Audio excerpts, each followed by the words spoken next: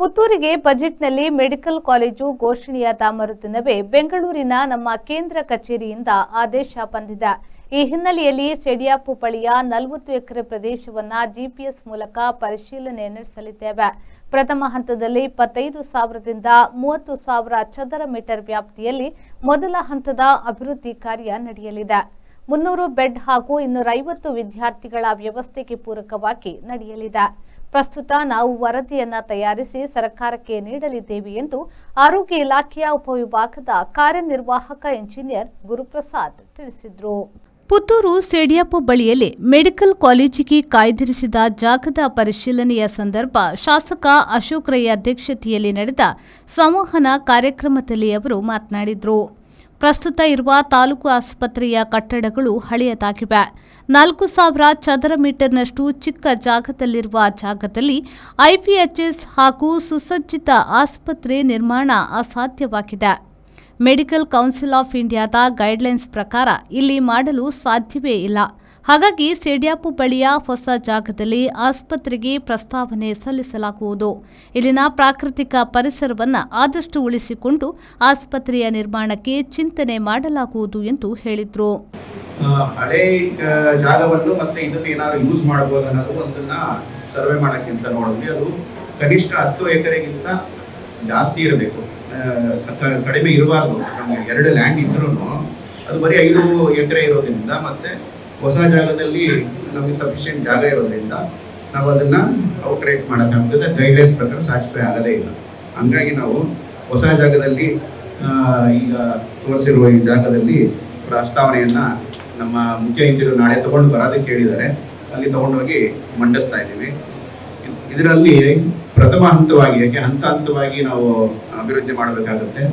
ಪ್ರಥಮ ಹಂತವಾಗಿ ತಾಲೂಕು ಆಸ್ಪತ್ರೆಯನ್ನು ನಿರ್ಮಾಣ ಮಾಡೋದಕ್ಕೆ ಸುಮಾರು 25,000ದಿಂದ 30,000 ಚದರ ಮೀಟರ್ನಷ್ಟು ಕಟ್ಟಡ ನಿರ್ಮಾಣ ಆಗುತ್ತೆ. ಅದನ್ನು ಡೀಟೇಲ್ ಆಗಿ ನಮ್ಮ ಈ ವಾರದಲ್ಲಿ ಆರ್ಕಿಟೆಕ್ಟ್ಸ್ ಬರ್ತಾರೆ.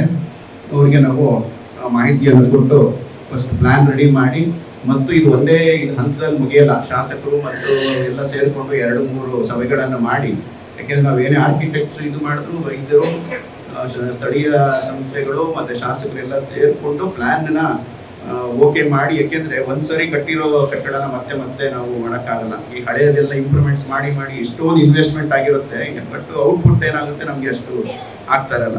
ಇದೇ ವೇಳೆ ಮಾತನಾಡಿದ ಶಾಸಕ ಅಶೋಕ್ ಕುಮಾರಯ್ಯವರು, ಮೆಡಿಕಲ್ ಕಾಲೇಜು ಜಿಲ್ಲಾ ಮಟ್ಟಕ್ಕೆ ಮಾತ್ರ ಬರುವುದು, ತಾಲೂಕು ಕೇಂದ್ರಕ್ಕೆ ಯಾವತ್ತೂ ಬರುವುದಿಲ್ಲ ಎಂಬ ಮಾತುಗಳು ಸಾಕಷ್ಟು ಕೇಳಿ ಬಂದಿದ್ದವು.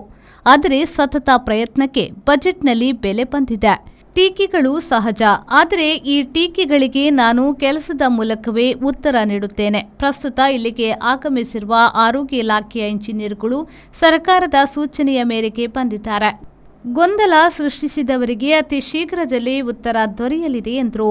ಇವರೆಲ್ಲ ಅಭಿಪ್ರಾಯವನ್ನು ಕಲೆಕ್ಟ್ ಮಾಡಲಿಕ್ಕೆ, ಅಭಿಪ್ರಾಯವನ್ನು ಕೇಳಲಿಕ್ಕೆ ನಾವು ಇಲ್ಲಿ ಸೇರಿರುವಂಥದ್ದು. ಅದಕ್ಕೆ ನಾನು ಹೇಳಿರುವಂಥದ್ದು, ನಾವಿಲ್ಲಿ ಮೀಟಿಂಗ್ ಮಾಡಲಿಕ್ಕೆ ಇಲ್ಲ, ಜಾಗ ನೋಡ್ಲಿಕ್ಕೆ ಎಲ್ಲ ಹೋಗ್ಲಿಕ್ಕೆಲ್ಲ ನಮ್ಮ ಅಭಿಪ್ರಾಯ ಫಸ್ಟ್ ಮೆಡಿಕಲ್ ಕಾಲೇಜ್ ಆಗಬೇಕಿದ್ರೆ ಮೆಡಿಕಲ್ ಹಾಸ್ಪಿಟಲ್ ಆಗಬೇಕು. ಸುಮಾರು ಕನಿಷ್ಠ 300 ಬೆಡ್ಡಿನ ಆಸ್ಪತ್ರೆಗಳು ಆದರೆ 550-500 ಬೆಡ್ಡಿನ ಆಸ್ಪತ್ರೆಗಳು ಆಗಬೇಕು. ಆದರೆ ಕನಿಷ್ಠ 300 ಬೆಡ್ಡಿನ ಆಸ್ಪತ್ರೆಗಳು ಇಲ್ಲಿ ಆದರೆ ಮೆಡಿಕಲ್ ಕಾಲೇಜ್ ಮಾಡಲಿಕ್ಕೆ ಏನು ತೊಂದರೆಗಳಿಲ್ಲ. ಅದು ಮೆಡಿಕಲ್ ಕಾಲೇಜು, ಅದರ ನಂತರ ನಾವು ಅದನ್ನು ಮಾಡುವಂತಹ ಕೆಲಸವನ್ನು ಮಾಡ್ತೇವೆ. ಮತ್ತೆ ಬಿಲ್ಡಿಂಗ್ ಮಾತ್ರ ನಮಗೆ ಬೇಕಾಗಿರುವಂಥದ್ದು.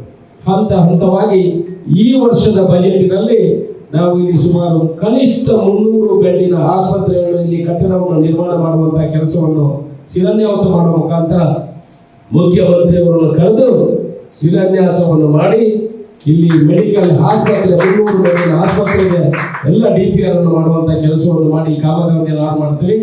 ಆ ನಂತರ ಮೆಡಿಕಲ್ ಕಾಲೇಜನ್ನು ಮಾಡುವಂತಹ ಕೆಲಸಕ್ಕೆ ಮಾಡ್ತೀವಿ. ಮಾಜಿ ಶಾಸಕಿ ಶಕುಂತಲಾ ಶೆಟ್ಟಿಯವರು ಮಾತನಾಡಿ, ಪುತ್ತೂರಿಗೆ ಮೆಡಿಕಲ್ ಕಾಲೇಜು ತರಲು ದೊಡ್ಡ ಮಟ್ಟದ ಶ್ರಮ ಪಟ್ಟಿರುವ ಶಾಸಕ ಅಶೋಕ್ ರೈ ಹಾಗೂ ನಮ್ಮ ಬೇಡಿಕೆಗೆ ಅಸ್ತು ಅಂದಿರುವ ಮುಖ್ಯಮಂತ್ರಿಯವರಿಗೆ ಅಭಿನಂದನೆಗಳು. ಸೆಡಿಯಾಪು ಮೆಡಿಕಲ್ ಕಾಲೇಜಿಗೆ ಸೂಕ್ತ ಜಾಗ, ಎಲ್ಲ ಭಾಗಗಳಿಂದಲೂ ಇಲ್ಲಿಗೆ ರಸ್ತೆ ಸಂಪರ್ಕಗಳಿವೆ. ಇಲ್ಲಿ 300 ಬೆಡ್ ಆಸ್ಪತ್ರೆಯಾದರೆ 4 ತಾಲೂಕುಗಳ ಜನತೆಗೆ ಅನುಕೂಲವಾಗಲಿದೆ ಎಂದರು. ನಾನಿರುವಲ್ಲಿ 1 ಕಿಲೋಮೀಟರ್ನ ಒಳಗೆ 4 ಮೆಡಿಕಲ್ ಕಾಲೇಜ್ ಇದೆ. ಅಭಿವೃದ್ಧಿ ಹೇಗಂದರೆ ನಾನು ಚಿಕ್ಕವಳಿದ್ದಾಗ ಆ ಇಡೀ ಊರಲ್ಲಿ ಒಂದು ಹೋಟೆಲ್, 2 ಹೋಟೆಲ್ ಚಿಕ್ಕದಿತ್ತು. ಅಂಥ ಜಾಗದಲ್ಲಿ ಇವತ್ತು ಸಾಸಿವೆ ಉದುರಿಸಲಿಕ್ಕೂ ಜಾಗ ಇಲ್ಲ. ಅದು ಬಿಟ್ಟು ಪ್ರತಿ ಮನೆಯ, ಈಗ ಯಾರಾದರೂ ಹಗಲು ಯಾವುದೇ ಮನೆಗೆ ಹೋಗಿ ಪ್ರತಿಯೊಂದು ವಿದ್ಯಾವಂತರೇ ಇರಲಿ ಅವಿದ್ಯಾವಂತರೇ ಇರಲಿ, ವಿದ್ಯಾವಂತರು ಆಫೀಸ್ ಕೆಲಸಕ್ಕೆ ಹೋಗ್ತಾರೆ, ಹಾಸ್ಪಿಟಲ್ಗಳಲ್ಲಿ. ವಿದ್ಯೆ ಇಲ್ಲದವರು ಸ್ವೀಪರ್ ಹಾಕಿ ಗುಡಿಸಲಿಕ್ಕೆ, ಒರೆಸಲಿಕ್ಕೆ, ತೊಳಿಲಿಕ್ಕೆ ಅಂತ ಪ್ರತಿ ಮನೆಯವರು ಉದ್ಯೋಗಸ್ಥರು. ಯಾರಿಗೂ ಇನ್ನೊಬ್ಬರಿಗೆ ಕೈ ಚಾಚುವ ಸ್ಥಿತಿಯಲ್ಲಿ ಇಲ್ಲ ಅಂತ ಮೆಡಿಕಲ್ ಕಾಲೇಜ್ ಇಲ್ಲಿ ಬಂದಾಗ ನೀವು ಬೆಳೆದದ್ದೇ ಬೆಳೆದಲ್ಲ, ಹಾಗೇನೆ ನಮ್ಮ ಊರು ಬೆಳೀತದೆ, ಜನರು ಬಹಳಷ್ಟು ಉದ್ಯೋಗಕ್ಕೆ ಕಾರಣ ಆಗ್ತದೆ. ಪುತ್ತೂರು ದೇವಳದ ವ್ಯವಸ್ಥಾಪನಾ ಸಮಿತಿ ಅಧ್ಯಕ್ಷ ಪಂಜಗುಡ್ಡೆ ಈಶ್ವರ ಭಟ್, ಪೂಡಾ ಅಧ್ಯಕ್ಷ ಅಮಲ ರಾಮಚಂದ್ರ, ಕೋಡಿಂಬಾಡಿ ಗ್ರಾಮ ಪಂಚಾಯತ್ ಉಪಾಧ್ಯಕ್ಷ ಜಯಪ್ರಕಾಶ್ ಬದಿನಾರು, ಎಂಎಸ್ ಮಹಮ್ಮದ್, ವರ್ತಕ ಸಂಘದ ಪ್ರಧಾನ ಕಾರ್ಯದರ್ಶಿ ಮನೋಜ್, ತಾಲೂಕು ಆಸ್ಪತ್ರೆ ಆಡಳಿತ ವೈದ್ಯಾಧಿಕಾರಿ ಡಾಕ್ಟರ್ ಆಶಾ ಜ್ಯೋತಿ, ತಾಲೂಕು ಆರೋಗ್ಯಾಧಿಕಾರಿ doctor Deepak Rai, Padmanabha Poojary Sannagutthu, KP Alva, medical college ಹೋರಾಟ ಸಮಿತಿಯ ಪ್ರಧಾನ ಕಾರ್ಯದರ್ಶಿ ಝೇವಿಯರ್ ಡಿಸೋಸಾ, ಜಾಗದಾನಿ ಸೇಡಿಯಾಪು ಜನಾರ್ದನ ಭಟ್, ಪುತ್ತೂರು ದೇವಳದ ವ್ಯವಸ್ಥಾಪನಾ ಸಮಿತಿಯ ಸದಸ್ಯರಾದ ವಿನಯ್ ಸುವರ್ಣ ಮತ್ತು ಈಶ್ವರ್ ಬೇಡೇಕರ್, ಆರೋಗ್ಯ ಇಲಾಖೆಯ ಸಹಾಯಕ ಇಂಜಿನಿಯರ್ ಸುಧಾಕರ್, ಪೂಡಾ ಸದಸ್ಯ ನಿಹಾಲ್ ರೈ ಮತ್ತಿತರರು ಉಪಸ್ಥಿತರಿದ್ದರು. ಅನೀಶ್, ವಿ4 news, Puttur. Digital Planet, one-stop store for all your IT, mobile and laptop, desktop, all-in-one PC, application software, accessories, mobile and accessories.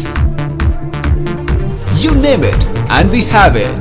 We offer in-house sales and service for all your computer needs. Digital Planet, we offer the best rate on mobiles.